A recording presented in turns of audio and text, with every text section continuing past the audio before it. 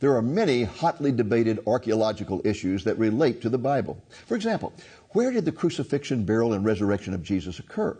Was it at the site of the Church of the Holy Sepulchre inside the current Old City of Jerusalem, or was it at the site of the Garden Tomb, located north of the Old City? Another issue is the location of Mount Sinai. Is the traditional site in the Sinai Peninsula the correct one, or is Mount Sinai really located in the Arabian Peninsula? And what about the site of the Transfiguration? Did it occur at the traditional site of Mount Tabor, or was it at Mount Hermon?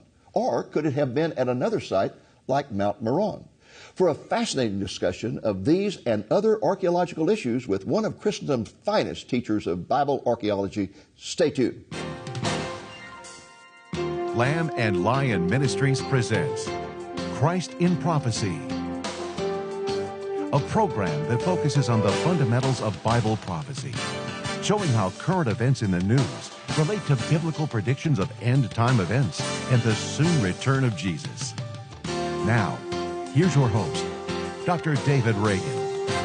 Well, greetings in the name of Jesus, our blessed hope, and welcome once again to Christ in Prophecy. My colleague Nathan and I are just delighted to have for the fourth time Dr. James Fleming, who is considered one of the foremost teachers of biblical archaeology in all of Christendom today. And Jim, we just thank you so much for being back with us a fourth time.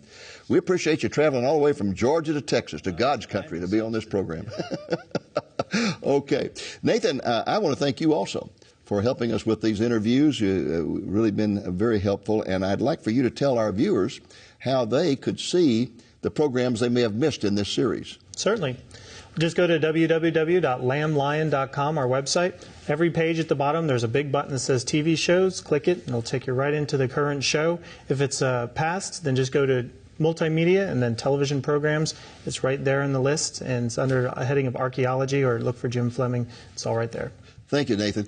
Jim, in this particular series, this program, we want to focus on hotly debated archaeological issues. And I realize that there may not be some answers to some of these, but on the other hand, there may be. So the first one I want to start off with has to do with the death, burial, and resurrection of Jesus. There are two sites in Jerusalem, particularly two, and that is the Church of the Holy Sepulchre, which is located inside the current walls of the Old City, and the other one is the Garden Tomb, which is located just slightly north of the Damascus Gate of the Old City. Some also argue that it could have occurred on the Mount of Olives. That's not a strong point, but some argue that. Now, I know when taking groups to Israel, that they go in the Church of the Holy Sepulchre and they're just really turned off by all of the idolatry that they see and the darkness and all the things that they see. Whereas they take them to the Garden Tomb and it's just like, oh man, this is it. This is it. There's an emotional thing that happens there. You know what I'm talking about because you take groups over there. So getting over the emotion and all and talking strictly from a scientific archaeological viewpoint, where was Jesus crucified, buried, and resurrected? May I quote one of my favorite sayings as a teacher, which the students don't like? Let me enrich you with a new uncertainty. Okay. Okay. I'm honored to be an archaeological advisor for the Garden Tomb, and it's one of my favorite places in Jerusalem to reflect, to pray. It has earned a sanctity. It's a beautiful garden. It has a site that looks like a tomb and looks like a garden. The Holy Sepulchre you described is really 6 different denominations, sometimes having services at the same time, in terrible competition with one with another. And it's hard to feel the spirit of Christ there. I once, visiting the Garden Tomb, saw an Armenian Orthodox priest who I recognized as working in the Church of the Holy Sepulchre. And there he was praying. So after he finished his prayer, I went up to him. I said, "What's a nice Armenian like you doing in a place like this?" Listen to his answer. I think it reflects the view of many Christians. He said, "We might have the right place at the Holy Sepulchre, but for me, this is a nicer place to remember it." Most evidences for any site's authenticity will fall into 3 categories: geographical evidence, historical evidence, archaeological evidence. The Garden Tomb has excellent geographical evidence. It's outside the walls of Jerusalem in the time of Jesus. It's along a major road that went both from Jerusalem north to Damascus and from Jerusalem east to the Mount of Olives in Jericho. And the Romans like crucifying on major roads. It has a huge water cistern within it, which is too large for a house. It was probably an irrigation that would go with garden. It has near it an Old Testament stone quarry that left a cliff. And most ancient quarries that left cliffs were reused as cemeteries because it's nicer to have a wall entrance to a tomb than a floor entrance to the tomb. A tomb is located there. And on the face of that quarry, there looks like a skull. Looks like a skull. Yeah. And the three things there are, it's called Golgotha, or skull, because it either looks like a skull, it's smooth on top, like the top of a cranium, or skeletons were found nearby. Garden tomb, at a certain angle, the facade looks like a skull, it's smooth on top, like the top of a skull, and nearby are tombs. Okay, now I can feel it coming. The We've got weaknesses, all this stuff, yeah, but... Sure. The weaknesses are the second two, history and archaeology. By the way, the Garden Tomb staff is always very conscious to end every one of their little talks. We cannot be sure this is the tomb of Jesus, but it is an empty tomb and reminds us of the importance of the resurrection. And they always say, and wherever the tomb is, it's empty. Yes. So you believe it's the Church of the Holy Sepulchre is the Yes, site. and it's the other two areas where the Garden Tomb is weak. No one suggests the Garden Tomb until the 1880s AD. And many denominations were kicked out of the Holy Sepulchre. If there was any memory of an alternate site, wouldn't you think one of those would have chosen that? They have a place by themselves. No one, suggests. Well, is it true that many of the holy sites, like the site of the birth of Jesus and the site of the death, burial, and resurrection, were all selected by the mother of Constantine some 300 years after the events? Yes. The three main sites were the Church of the Nativity, the Church of the Holy Sepulchre, and the Church of the Ascension. Those fall into the three categories that churches can fall into. One is close, that's the Church of the Nativity. One is mistaken, that's the Church of the Ascension. It's over a Jewish tomb from the time of Jesus. And one is probably accurate. And let me just quick summarize why most archaeologists, in fact all Herodian period archaeologists I know, feel that the Holy Sepulchre is good archaeological evidence. It is over a Herodian period tomb, which means it's outside the wall in the Herodian period. We don't know for sure where the wall was for the Holy Sepulchre Church. We do know the Garden Tomb is outside. But if there's a Herodian period cemetery, which means 37 BC to 70 AD, and that's the exact kind of tomb, unfortunately, and it's hard for me to say it because I love the Garden Tomb so much, but it is an Old Testament style tomb. In a line of Old Testament style tombs. Did you know 3 feet inside the wall of the Garden Tomb is an Old Testament tomb with bones and pottery still in it from the Old Testament period? And remember, Joseph of Arimathea's tomb was a newly cut tomb in which no one had yet been laid. Now, it's technically true. Mrs. Arimathea could have said, listen, Joe, I don't care if everybody else is making these fancy Herodian period tombs. If you want me to be buried with you, you make them like they were in the Old Testament period. But you see, the point is it's near Old Testament tombs that still have Old Testament period. Now, the mother of Constantine was not an archaeologist. She was probably not even a historian. She probably knew little of the Bible. So she selects these sites. How does she select them? On the basis of tradition or something? She writes a letter, which we have, to her son, the emperor, Dear Consti. Dear. You'll be glad to know. She didn't say dear Sonny or something. That the local believers say that they have received from the ancestors an exact tradition for where the burial of Jesus was. It's under the Venus Aphrodite pagan temple that the Romans built. Did you know we have the names of all the bishops of the Jerusalem church, from James, the relative of Jesus, in the book of Acts, until Helena. Until 135 AD, it's a Jewish name. Jewish believers in Jesus. But then the Jews had to leave Jerusalem, and it's a Gentile name. If there's any site parents are going to pass on to their kids, it's going to be the tomb of the resurrection, Okay. theologically. And sure enough, when they tore down the Venus Aphrodite site, they found what we now would know is a Herodian period tomb. It's complicated, but it has all the characteristics of tombs in that very restricted period from 37 BC to 70 AD. Okay. But the Garden Tomb is still a great object lesson. So it's correct. It's the nicer place to remember it. Okay. And isn't it great, too? We are reminded there that a missing body, an empty tomb, points to the deeper theological truth. That's true. The Spirit of the raised Christ, alive and well in our hearts today. Thank you.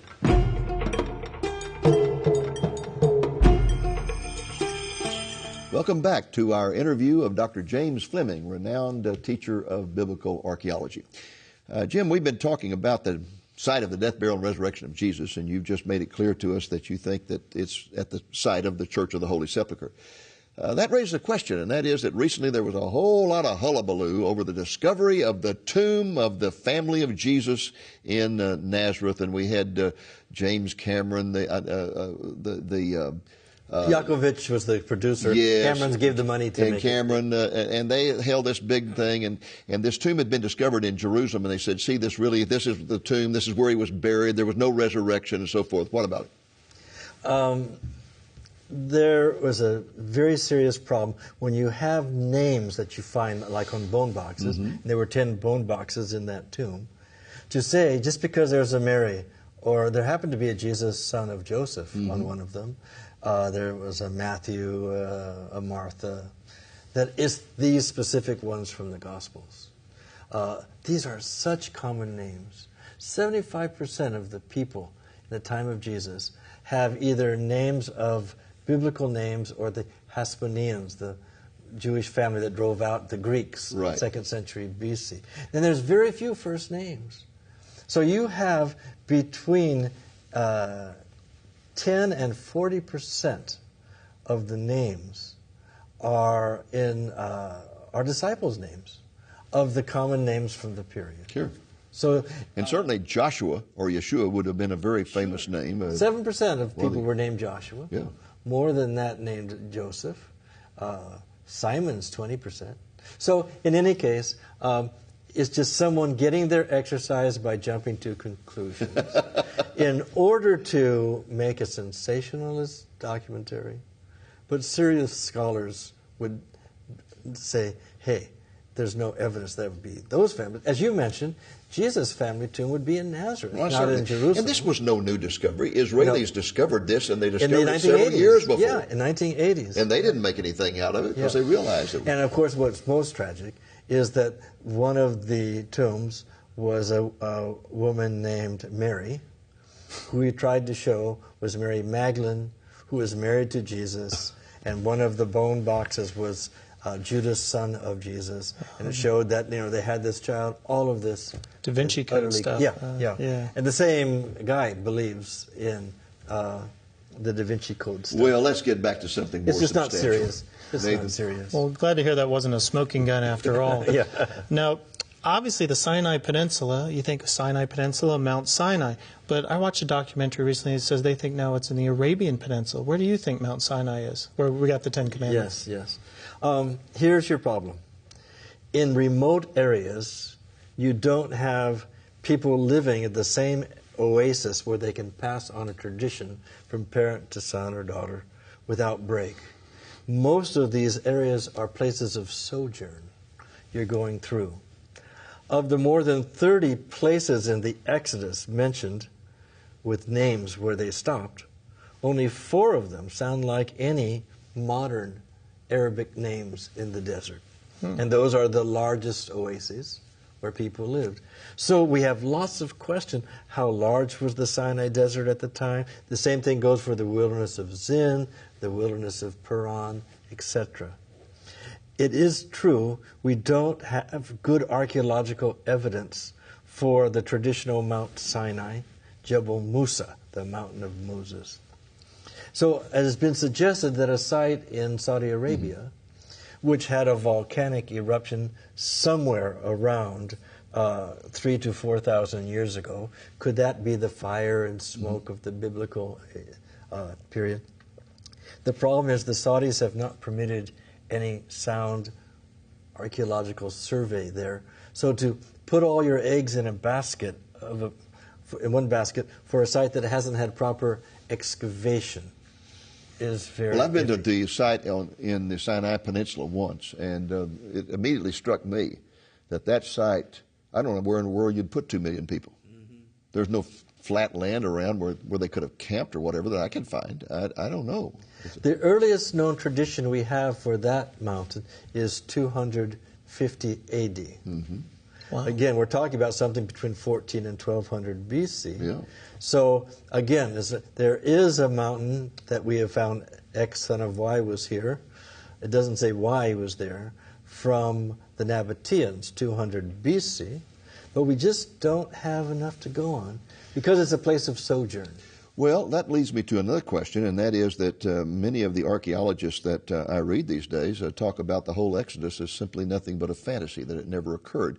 And they argue that the true evidence of that is that there is absolutely no archaeological evidence of an Exodus. I wish you would give me some complicated or controversial questions, but listen. I told you this is going to be hotly debated. In Judaism, when you ask a difficult question for which your program is timed. Yeah, they ask you a question or something. The rabbis would always preface it by saying, please tell me while standing on 1 foot. So let me give you a 1 foot answer here, David. You should not expect the Egyptian Daily News to have an article about Pharaoh or his army being defeated. Well, of course not. It's only victories. So it's not surprising that you don't have defeats. Everything the king says is good and powerful and stuff like this. But there are many evidences of that the Hebrews came from a time in Egypt, that the land itself shows a gradual change of pottery from east to west, meaning from Jordan Valley, Mount Judah, coastal plain, just as presented in Joshua and Judges. So to show that people did enter from the east to the land, as the Bible says. But more specifically, there's some things that you need to be open to. Could there be more than one Exodus? The Bible has more than one route for the Exodus. In one tradition, they're not allowed through Egypt, through Moab and Edom. In another text, the king of Moab and Edom let them through. Some sites in the land, they worship the Lord at Gilgal, at Shechem. Other sites, they battle. Could there have been a number of times the Lord brought people out of Egypt? The largest was the Moses-Joshua-led Exodus, and that's what's ended up in the Bible. But the total number is the number that the Lord brought out of Egypt on a number of exodi. You have to be careful to say the Bible says for sure there's only one when there's more than one route in the Bible and things like that. So it's still the miracle par excellence in the Old Testament. Right. God brought the forced labor class from out of Egypt, and they started their own nation.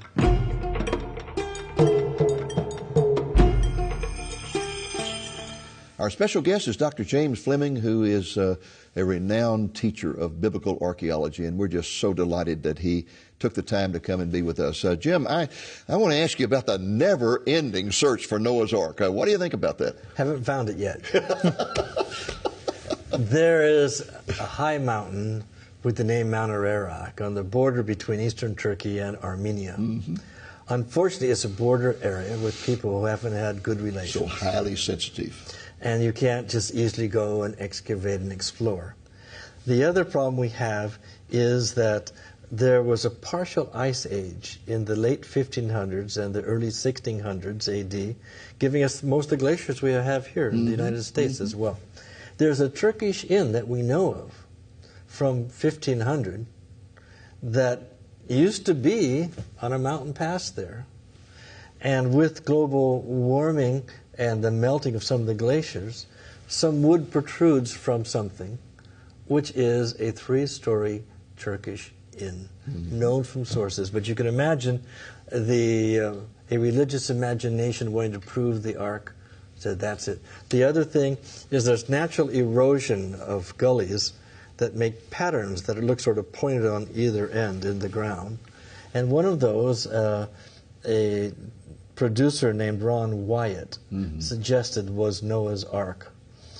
He wanted it so much to be Noah's Ark that he, with the metal detector, walked every foot back and forth. Well, let's say it's pointed like this, in straight lines, and had a white rope with him, and added all these parallel lines. And every time there was a beep, he put a rock.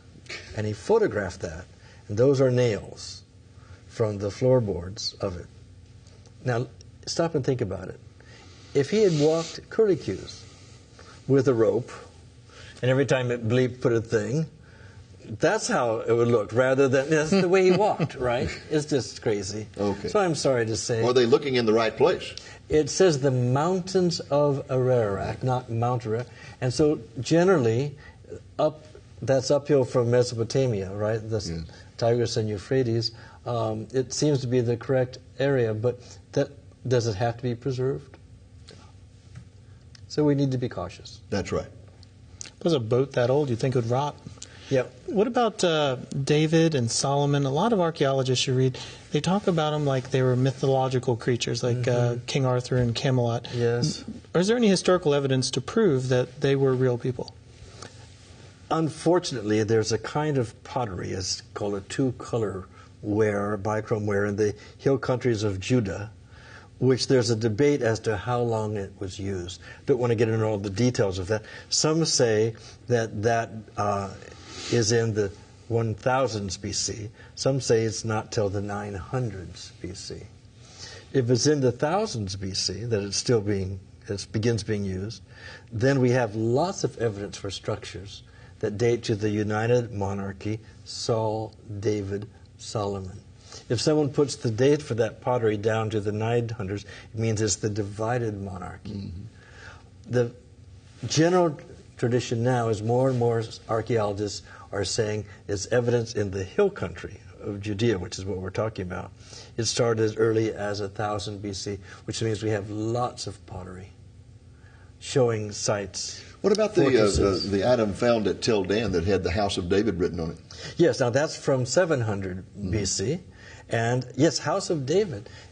What's interesting, every word had a little dot between it, but the word house and the word David did not have a dot on that inscription, which means Davidic dynasty, right? Not House of David. And it's an Assyrian king boasting that he killed the king of Israel and the house of David in Judea. But certainly, this convinced most archaeologists, as you would expect this, wouldn't you? A dynasty that lasts 400 years in the Bible without lacking male progeny, which is very unusual. House of David is going to be mentioned by some neighbor at some point.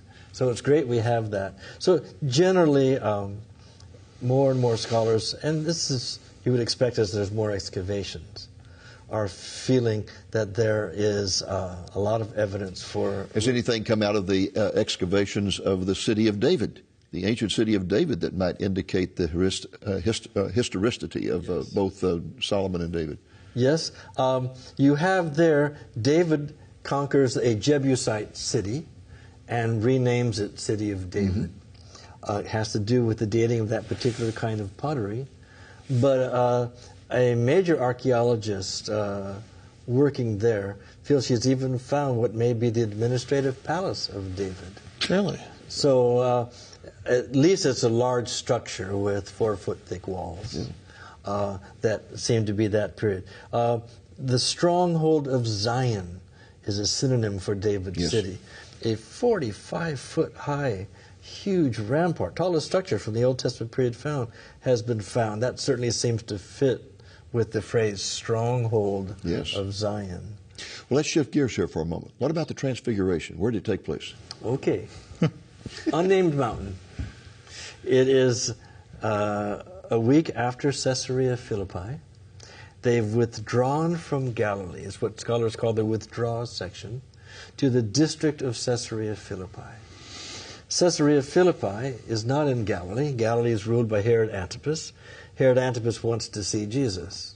Do you remember he's just finished seeing John, killing John? He wants to kill Jesus. Jesus leaves Galilee, and he withdraws to Herod Philip's territory. It's further north. And then a week later, he's at an unnamed mountain in the withdraw section. It's unnamed, so I don't think it's Mount Hermon itself. It's a famous mountain, it would be named. But one of the high foothills, there's cinder cones around Mount Hermon, an unnamed mountain. The other sites that you mentioned in the intro, Mount Meron, Mount Tabor, are in Galilee. And if you take the biblical text seriously, they've withdrawn from Galilee. And unfortunately, on top of Mount Tabor, which is a beautiful church to remember the Transfiguration, there's a city in the time of Jesus. And you don't get the feeling that Jesus is in a city with Peter, James, and John for the Transfiguration.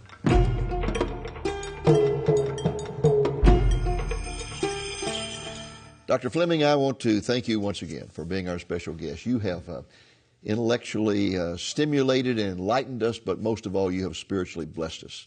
And I thank you for that. And I also want to give you one last opportunity to tell our viewers how they can get in touch with you and your great ministry, find out about your Antiquities Center, and the many materials that you have produced to help people better understand the culture of the Bible. Thank you, David. It's very easy. Digging for It is our website, .net, and there you can find how we can come visit our museum. We're glad to see you again. I love that address, diggingforit.net. So, folks, I hope that you will sign in on that and find out some information. Nathan, I want to thank you, too, for helping us with these interviews. And, folks, I want to thank you for tuning in. I hope you will pray for us. I hope you'll consider making a donation to our ministry to keep these programs going.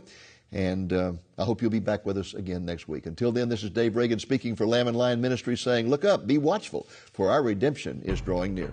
Are you interested in gaining new insights about the Bible through archaeology? 4 of our Christ in Prophecy episodes with Dr. James Fleming, filmed at our studios in Dallas, can be enjoyed on one DVD entitled Biblical Archaeology. In these 4 fascinating programs, Dr. Fleming discusses the importance of biblical archaeology, the significance of the Dead Sea Scrolls, and the relationship of the Eastern Gate to the location of the ancient Jewish temple. In the final interview, he discusses a wide range of archaeological issues, such as the sites of Mount Sinai, the Mount of Transfiguration, and the tomb of Jesus. The running time of the video is approximately 80 minutes. In addition to individual study, this series of 20-minute programs would make a great discussion and teaching tool for Bible study groups. This album is available for a gift of $12 or more, plus the cost of shipping. To order a copy, call the number you see on the screen Monday through Friday, 8 a.m. to 5 p.m. Central Time, or order online at lamblion.com.